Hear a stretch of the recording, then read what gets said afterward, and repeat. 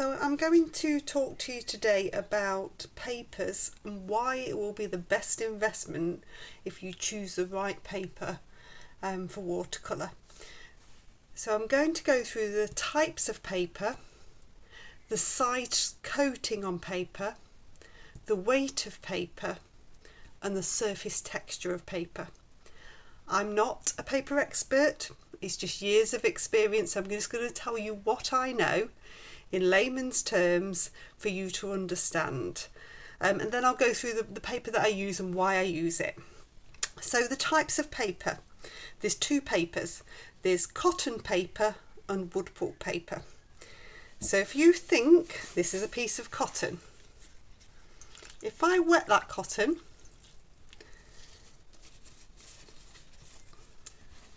it stays wet for a long amount of time. The wetness is even and it gives me plenty of time. So that's the first insight into what paper that I use. This one dries more evenly too. This is a piece of wood. It's a piece of wood that I could find, and if I pop water on that,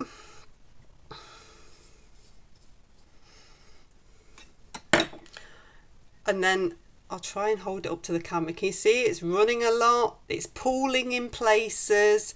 It's very hard to get an even surface of water on there. So it will dry in a different way. And it's more likely, unless you're very practiced, you'll get watermarks because you won't get the right amount of water across the whole sheet of paper. What you'll also find is on a wood surface, some of it dries very quickly and it gives you less time to work. So that cotton now, still lovely and wet, lots of time to work. So they're the two different types of paper. There are hundreds of brands of paper, there's lots of difference between them. It's finding a good quality paper that's important, that suits your work. So the next thing I'm going to talk about is the sized coating. So I've got a cotton paper. A cotton paper can be varied dramatically by the sizing that's on the paper. So you can get soft sizing, you can get hard sizing. So soft sizing tends to let the paint go into the paper a lot more. It's what I prefer. Hard sizing, it tends to stay much more on the surface of the paper and swirl around a lot more. I'll show you those when I come to the paper examples. You can get some papers, in my experience, that have got very poor sizing. And when you apply the paint on a cotton paper on a poor sized paper, poor sized coating, what you find is the paint goes in and it looks sort of like it's bled and it doesn't look nice. So you can get poor sizing as well, and the same applies for wood pulp papers. And that's why spending a little bit more money can get you a better quality paper with a better quality size, a better quality weight, which I'm going to talk about now. And all of those things will make a huge difference to the quality of your work. So I'm going to move these now to the side. And I'm going to show you some papers. So I use Saunders Waterford. It's cotton paper, lovely paper. I've used it for years. In fact, to go back to my university days, I used it when I was doing printing in my degree in my university days. So it's been going for what feels like forever and is a really good quality paper. So I use a rough surface. So this is a rough surface. You can also get a knot surface. So rough is highly textured. Knot is in between. I always say it's not rough and it's not smooth. It's an in between. Classically it's used for flowers. I tend to use rough all the time because I prefer the texture in my work. And then this is totally smooth, so this is a hot press paper. So it's like an ironed paper, it's totally smooth, nothing, no texture there, and it's very good for detailed work.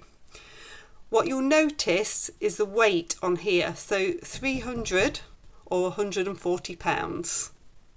So I would say 300 in new terms and 140 pounds in old terms is the least amount of weight you should be going in a watercolour paper.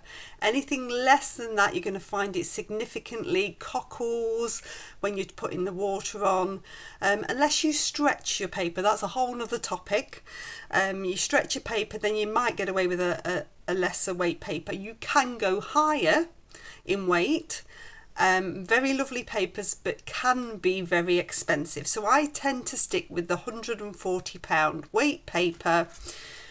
I use the rough paper, and I tend to use a white. I mean, these are slightly different. You've got a high white and a white. I tend to use a white rather than the high white because I like the colour combination.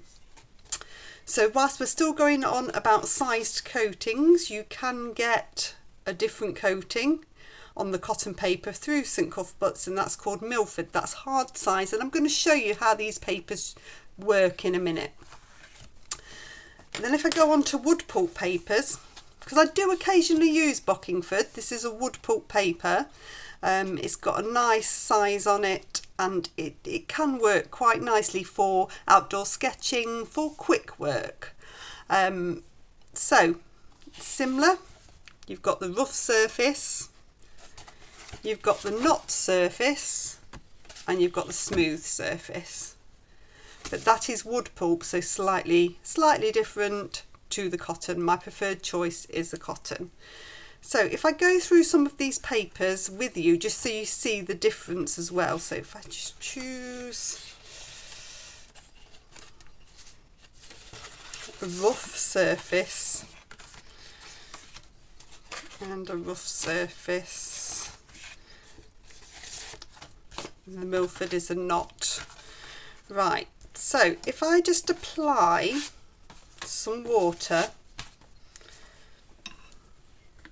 to each of these, you can see what happens, whatever that is on there.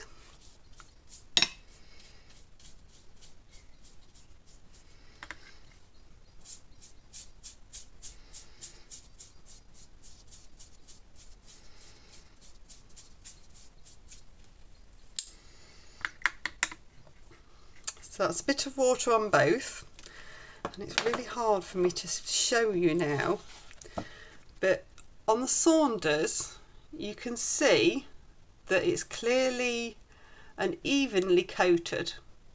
That water's soaked in, it's not really running anywhere, it's not pooling. And because the Bockingford is a wood pulp paper, I'm not even sure you can see that. I'm just going to pop a bit of colour into this, just so you can see where it's pooling. Can you see that? So it's sat more on the surface because it's that wood effect. You've got those puddles appearing, which you don't get with the cotton paper unless you put loads of water on. If you put tons of water on, you can get puddling on the cotton paper. Okay, so if I just come in now with a little bit of colour, I'm going to use the same colours on both. So this is just a bit of cadmium red.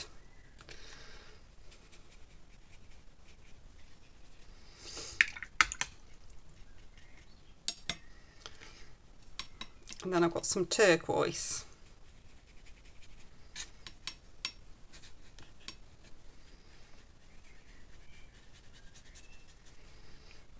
To me, when I was learning all those years ago, the paper that you use was the best kept secret of getting decent watercolours. As soon as I changed my paper to a cotton paper, it made a huge difference.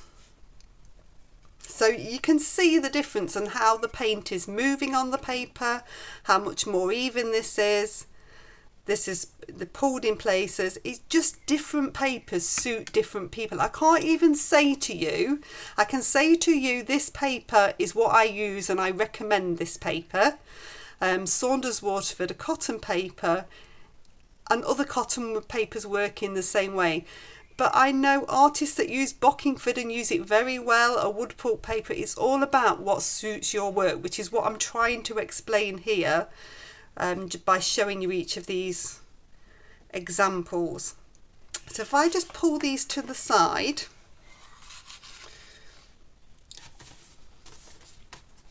and then I'm going to show you the Milford, because this is a hard size paper. Tend to be more rare for you to get a hard size paper, and it does a totally different thing. So I think it's important that you see this. It's nice and fluid. It works great for semi-abstract, for people that like to be less in control.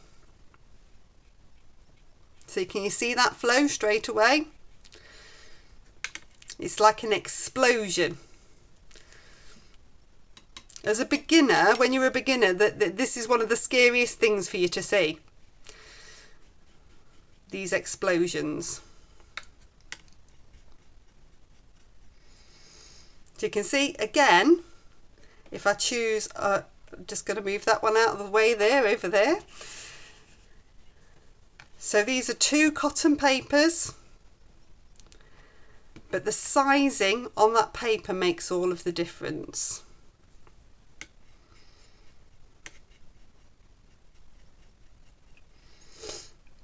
Okay, so if I now come back in with a bit more red and try and pull these all into view. So I've got the wood pulp paper here that's still got puddles, but bits are drying. So there's bits over here that are drying, there's bits that are puddled. The cotton paper still fairly even, the one that I use. Now if I come in, I'm just going to stroke some of this through.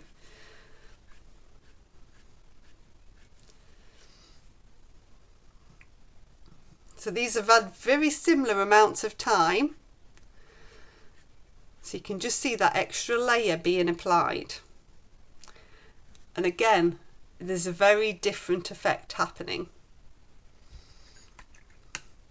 This one's much more softer. This one's much more harder. It's because places it's starting to dry, and that's creating much more texture. And that's why it's much more easy to watermark in a wood pulp paper. If I take some over the Milford now, again, it's very different. It's spilling around a lot more. Okay, what I'm going to do is I'm going to dry these off, and then I'm going to show you the lifting out on each paper, because I think that makes a difference as well. So I've dried them off really well, and I think it's already clear why I use the paper that I do. So you can see on here that the cotton paper is dried really evenly, it's consistent all the way across. It's not to say that any of these papers are better than others, it's just all about how much water you apply and how quickly you work. So I classically apply a lot of water because I like to work big scale wet in wet, and this is when the Bockingford just doesn't suit me. You can see I've ended up with watermarks there where it's puddled, and the same with the Milford. But then if I was doing something very quick and loose, I'd quite happily pick up one of these papers and use them. So the other thing that I wanted to go through is lifting out, because this makes a huge difference as well. So what I'm doing with a round number 10 is popping some water on each of these. I'm going to go across each one. I'll just let it sit a minute and then dab it off. Dab it off. Dab it off.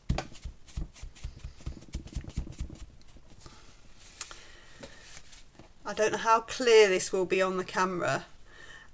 So often with a higher sized paper like the Milford, I'm going to take a little bit more water on, you can get a lot of paint off. So this is another thing to consider, how you want to preserve your light or whether you want to lift out light. So it's a lot lighter than the other two. Cotton paper, it's very hard usually when it's soft sized to lift out, and I prefer that because I use mediums like gum arabic to apply to then be able to lift out white if I want to do that way. And the benefit of that to me is I like to layer. So when you're layering colour over colour over colour, it's not lifting. So that works for me in that paper. Classically, a wood pulp paper, because it's sat on the surface, will often go very light as well. So you have to be careful with layering techniques. So those three different papers for lifting out is another thing you need to consider when you're making your decision. Okay, so if I just move these out of the way for now, I want to show you why you shouldn't choose a cheap paper. So this is out of one of my children's watercolour pads. So I've got a 5-year-old and she does like 10 watercolours in 5 minutes. So we buy a cheap paper for her to use, and I can just show you why it's so difficult. So this one, I'm not going to name the brand, but it's a classically cheap paper. It's not even the right weight. It looks very grey in comparison to the other papers.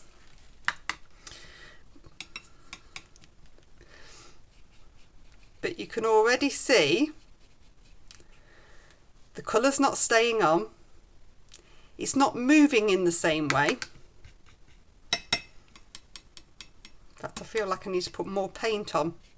I've put more paint on. I've dabbed into more neat paint then, and it's still not doing the same thing.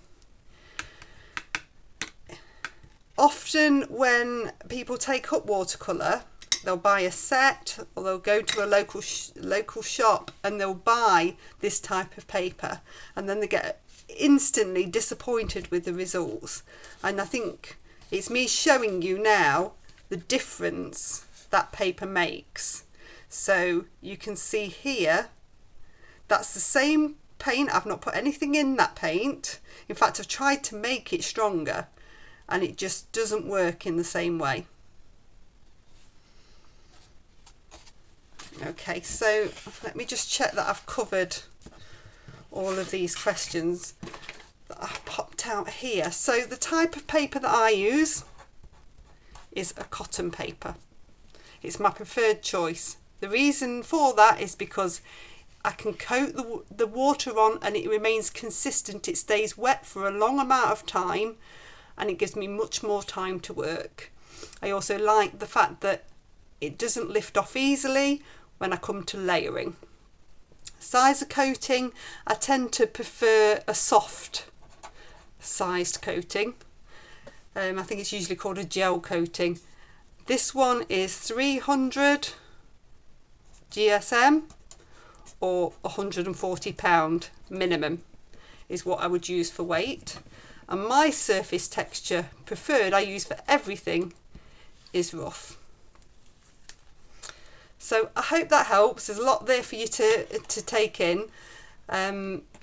Just any questions, just pop them in the comments for me.